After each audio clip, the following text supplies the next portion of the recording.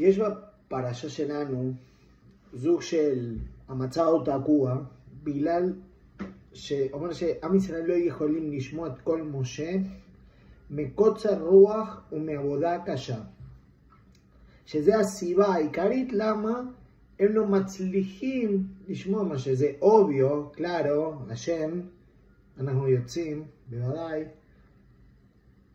שבינינו לא פשוט, אבל בגלל קוצר רוח בעבודה קשה. מה זה קוצר רוח? אין רוחניות. הרוחניות לא מתפתחת, לא פורחת, לא צומחת. איפה אנחנו נמצאים? אנחנו במצרים, בין המצרים, בין מצרים הזה. זה כמו שיש לך, אתה קובץ את השרירים, ככה לא נותנים לך, זה הכל. הרוחניות לא יכולה לפתח במקום כזה.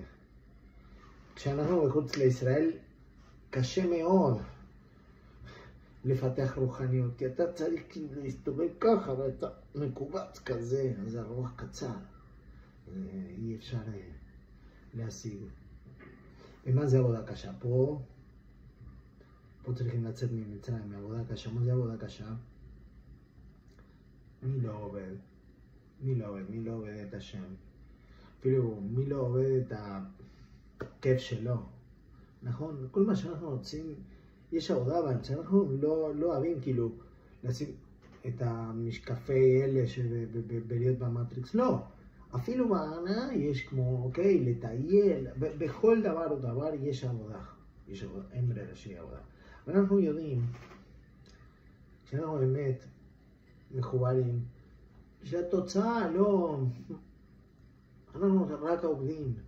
התוצאה לה, ואנחנו רואים ניסים ונפלאות וברכות בדברים שיחס לעבודה שעשינו, וואו, תודה, הכל אהבה תודה.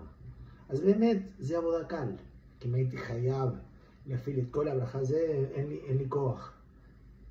אז ברגע שאתה שמת את עצמך ראשון, כי גם קשה לך להשיג את הקדוש ברוך הוא, אז יש לך מצד אחד קוצר רוח.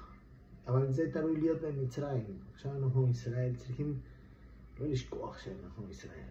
אפשר לפתח את הרוח, את הרוחניות, את ההשגה.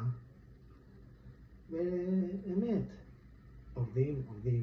אנחנו כמה מאמיצים עד הסוף, אבל מי שבאמת הכל תלוי בו, אז עבודה קלה. אם הייתי יכול, אבל לא. אז אבא תודה, שכוח.